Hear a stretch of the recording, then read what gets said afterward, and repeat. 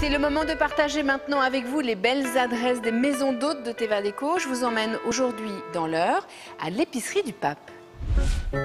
Notre maison se situe à Vaqueuil, en Normandie, dans l'Eure, tout près de Lyons-la-Forêt. Nous avons fait une maison d'hôtes, mais nous travaillons tous les deux à côté. Et c'était plus au départ une activité, on voulait faire juste une chambre d'hôte. Et puis après, ça nous a bien plu, on en a fait une deuxième et enfin une troisième. Nous avons commencé la chambre d'hôte il y a 9 ans, la première, et notre maison s'appelle l'épicerie du Pape. Alors parce que c'était un ancien café-épicerie de village. Mon mari voulait l'appeler l'épicerie, et comme il y a des monnaies du Pape dans le jardin, je voulais les monnaies du Pape, et on a fait un mixte. Quand nous sommes arrivés à la maison, elle était identique à peu près. Au niveau du rez-de-chaussée, il y avait la belle tomate ancienne. L'univers de déco, c'est beaucoup la brocante. Depuis quelques temps, à la rigueur, je vais vers des choses un peu design et tout, mais très peu quand même.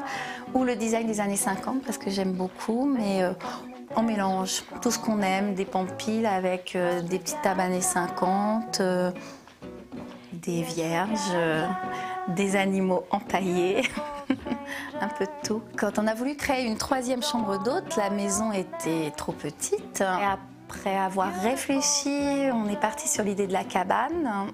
Et j'avais vraiment envie d'une cabane à l'esprit suédois, rouge et blanche.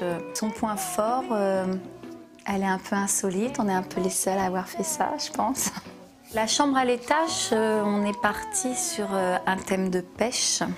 Voilà, donc dans toutes les couleurs, parce que dans l'Eure, il y a beaucoup de rivières. On est parti dans les gris, les verts, les gris bleutés, tout ce qui pourrait s'approcher du monde de la pêche, les vieilles cannes à pêche anciennes. Et puis, il y a un très très joli objet dans cette chambre, c'est une porte-voix de bateau anglais, de cargo anglais. La chambre du rez-de-chaussée, ça c'est la première chambre. On avait surtout l'envie d'une baignoire à pied de lion, une réédition des vieilles baignoires anciennes en fonte. Et après, toute la déco s'est un peu faite autour de la baignoire, à vrai dire. La cabane, c'est une construction complètement neuve. C'est notre menuisier qui l'a faite. Et malgré ça, je pense qu'on a réussi à donner un petit côté ancien à la chose par les objets de brocante, par la petite fenêtre ancienne. Il n'y a pas du tout de plastique dans la cabane, tout est en bois, les interrupteurs en porcelaine. Et on tenait absolument aussi à l'esprit jardin avec les bassines en zinc. Et donc on a pris un abreuvoir à vaches pour faire la douche. Notre pièce principale, c'est le salon, salle à manger. Les autres peuvent y accéder. Il y a une cheminée, les gens peuvent s'installer pour bouquiner, prendre un verre. Le petit déjeuner, j'essaye de varier, c'est-à-dire que tous les jours, si des gens restent plusieurs nuits, ils n'ont pas toujours la même chose. J'essaye de faire des crêpes, des gâteaux maison, il y a toujours des viennoiseries, des jus de fruits frais. Forcément. J'essaye, à vrai dire, que ce ne soit pas vraiment une maison d'hôte. C'est notre maison, les chambres, j'y mets la déco que j'aime. Je pense qu'on a surtout pas l'impression d'être dans un hôtel. Ça, c'est important pour moi.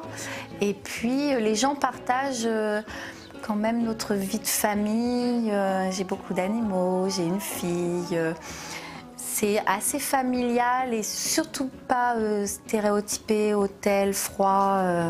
Il y a des bouquins partout, le plus possible comme chez eux.